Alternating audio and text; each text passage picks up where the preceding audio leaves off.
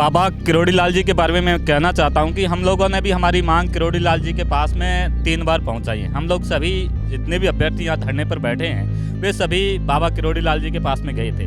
बाबा किरोड़ी लाल जी मीणा राजस्थान में वो आवाज़ है जिन्होंने हमेशा युवाओं के लिए लड़ाई लड़ी है। नियुक्ति दो, नियुक्ति दो, नियुक्ति दो, नियुक्ति दो। नहीं किसी से भीख मांगते, नहीं किसी से भीख मांगते। यहाँ पर किरोड़ी बाबा जो पहले विपक्ष में थे तब वो महिलाओं के प्रति आवाज उठाते थे। यहाँ पर किरोड़ी बाबा की विधानसभा से महिलाएं बैठी है, विधवा महिला बैठी है।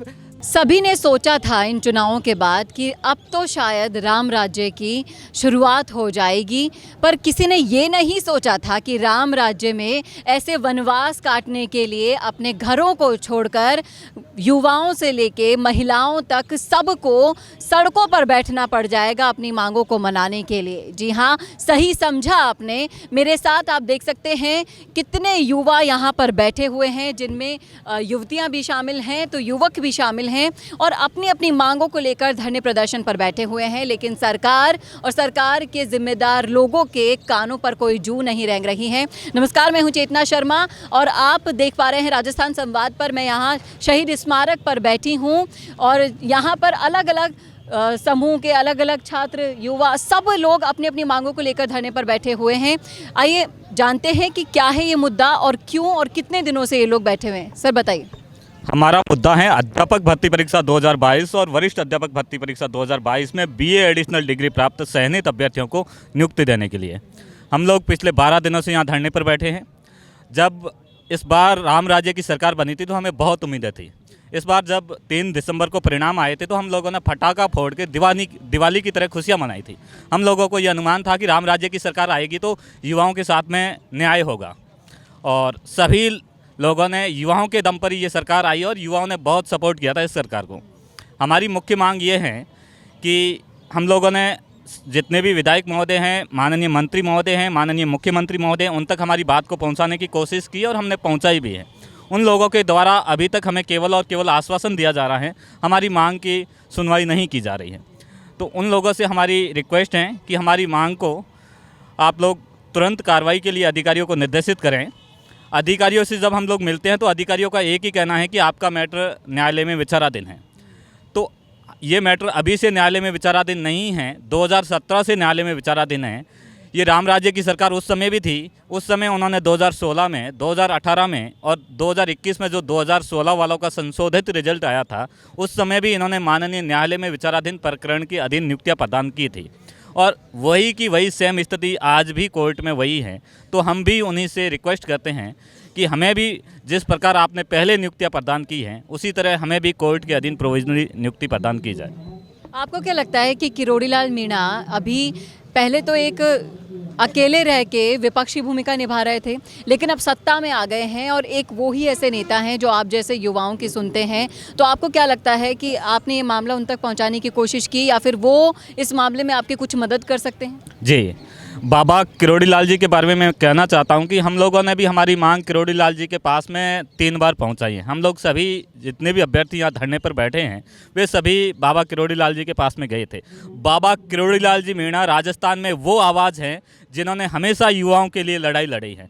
पहले जब वो विपक्ष में थे तो इन्होंने युवाओं के पक्ष में हमेशा आंदोलन भी किए, लेकिन आज हमें कहीं ना कहीं ये लग रहा है कि वो शेर पिंजरे में आज बंद हो गया है। उनकी जो आवाज़ युवाओं के लिए दहाड़ती थी वो आज कहीं ना कहीं दबती हुई हमें नज़र आ रही हैं। तो हम बाबा से फिर रिक्वेस्ट कर रहे हैं कि आपका जो एक युवाओं के प्रति लगाव था, जो आप युवाओं के साथ में हमेशा सड़कों पर आंदोलन के लिए आते थे, युवाओं के साथ सड़कों पर सोते थे, तो आज भी युवा वहीं सड़कों पर सो रहे हैं, वहीं धरने पर बैठ रहे हैं। तो आपसे हमारी बहुत गुजारिश है कि आप हमारा साथ दें और हमें न्याय प्रदान करने की कोशिश करवाएं।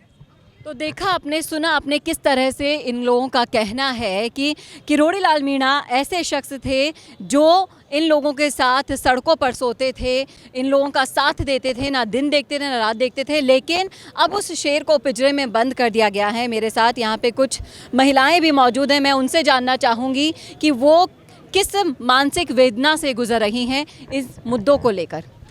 बताएं मैम। जब से हमने एडिशनल करी है उसके बाद से ही मेंटल स्ट्रेस कर रहे हैं, क्योंकि जब हिंदी का रिज़ल्ट आया था एडिशनल वालों का, तब उनको प्रोविजनल में रखा था।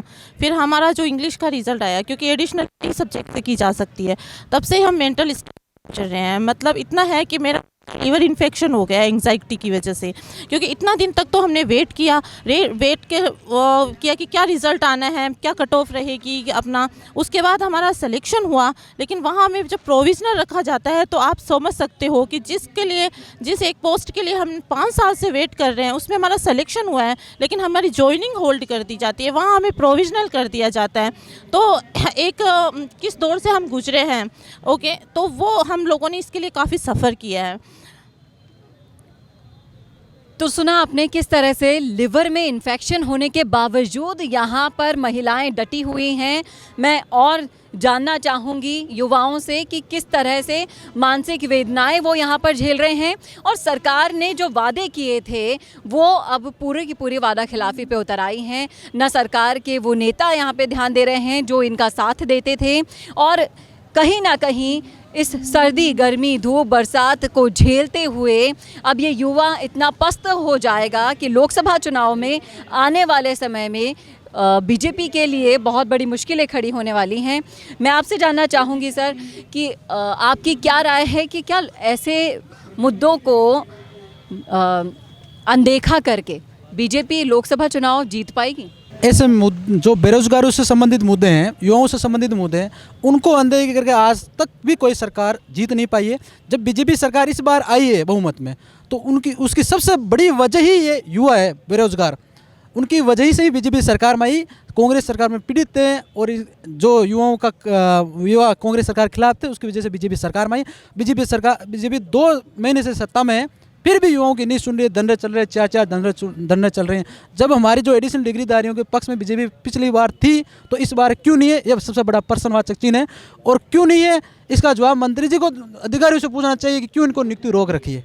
जब हमारी नियुक्ति पर किसी भी प्रकार का कोर्ट का रोक नहीं है, तो नियुक्ति किस प्रकार से रोक रही है? और कहीं ना कहीं आपको नहीं लगता कि युवाओं का बहुत बड़ा फ़ायदा उठा लिया गया है बीजेपी की तरफ से? उठाया ना, हमने खुद ने बीजेपी को वोट किए हैं। इसलिए वोट किए कि कांग्रेस सरकार हमारे साथ कुठाराघात किए, कई बार पेपर लीक में वो ज़्यादा, और नियुक्ति में हमारा रुकी हुई थी, तो हमने बीजेपी को वोट किए इस भावना से किए कि बीजेपी हमारा कहीं ना कहीं सपोर्ट करेगी, हमारी बातों पर विचार करेगी।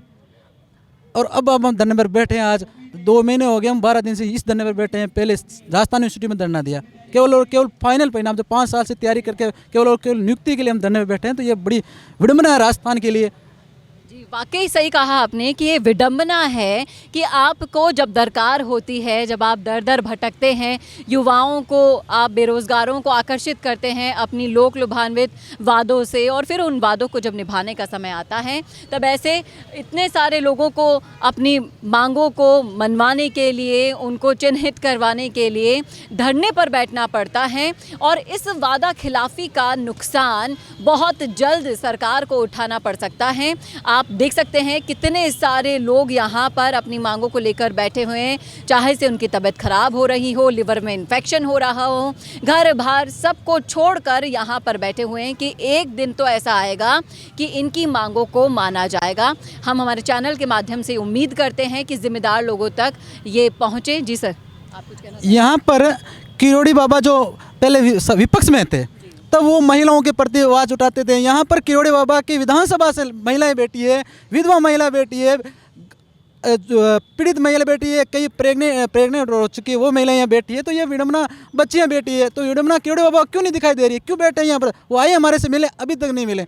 ये मैं किरोड़ी बाबा से ही निवेदन करता हूँ कि आप राजस्थान के युवाओं के प्रति आप आवाज़ थे, बुलंद आवाज़ करते थे, तो आज आप सत्ता में हो, तो आप हमारी बातें सुनो और हमें नियुक्ति के लिए आगे हमारा रास्ता साफ करो। तो सुना आपने, हर छात्र की उम्मीद, हर युवा की उम्मीद बने बैठे किरोड़ीलाल मीणा जी से भी आज छात्र वही सवाल पूछ रहे हैं। आज ये लोग यही सवाल पूछ रहे हैं कि आज जब हमें आपसे उम्मीद थी कि आप हमारी मांगों को सरकार तक पहुंचाएंगे, हमारी मांगों को सुनने आएंगे, तो आपने हमें अब नदारत कर दिया है, अनदेखा कर दिया है। आप ही के ही क्षेत्र से बैठी हुई यहाँ पर महिलाएं मौजूद हैं, युवतियाँ मौजूद हैं, तो सुनना होगा उन जिम्मेदार लोगों को, उनके साथ साथ किरोड़ीलाल मीणा जी को भी, जो सत्ता में आने से पहले भी कभी रुके नहीं, कभी थके नहीं। इस उम्र तक आकर भी उन्होंने हमेशा सड़कों पर आंदोलन को साथ दिया है। तो ये छात्र भी अब उम्मीद कर रहे हैं कि इनकी मांगों का समर्थन करने के लिए भी किरोड़ी लाल मीणा या फिर उनके जैसा कोई नेता आए और सरकार तक उनकी मांगों को पहुंचाए। कैमरामैन चेतन के साथ चेतना शर्मा, राजस्थान संवाद। नमस्कार। अब आपको मिल सकती है लाइव चैनल में काम करते हुए पत्रकारिता की डिग्री। यूजीसी अप्रूव्ड यूनिवर्सिटी से मिलने वाली इस डिग्री के साथ आपको मिलेगा लाइव चैनल पर रिपोर्टिंग, एंकरिंग और प्रोडक्शन का काम करने का मौका। काम करने के साथ सीखना और 70% प्रैक्टिकल और 30% थ्योरी के पैटर्न से सिखाते हुए आपको एक पूरा कोर्स करवाया जाएगा। यही नहीं, यहाँ आपको इंडस्ट्री के हिसाब से ट्रेन करने के लिए आज तक जी न्यूज और कई चैनलों में काम करने वाले लोग लेक्चर्स देंगे। साथ ही परमानेंट फैकल्टीज भी इन चैनल्स और अखबारों में लंबा एक्सपीरियंस ले चुके लोग भी होंगे। इसके साथ ही टीवी, न्यूज़पेपर जैसे ट्रेडिशनल मीडिया की लाइव प्रैक्टिकल ट्रेनिंग के अलावा आपको यहाँ पर डिजिटल मीडिया और डिजिटल मार्केटिंग भी इंडस्ट्री नीड्स के हिसाब से सिखाई जाएगी। तो केवल रटना लिखना नहीं, बल्कि इंडस्ट्री जैसा टैलेंट चाहती है, उसकी प्रैक्टिकल एजुकेशन के साथ कीजिए मास कम्युनिकेशन और जर्नलिज्म या मल्टीमीडिया एंड एनिमेशन की BVOC डिग्री। और प्लेसमेंट असिस्टेंट से लेकर ट्रेडिशनल और डिजिटल मीडिया की सारी इंडस्ट्री ट्रेनिंग विद इंटर्नशिप आपको मिलेगी मिशिगा इंस्टीट्यूट ऑफ मीडिया स्टडीज में।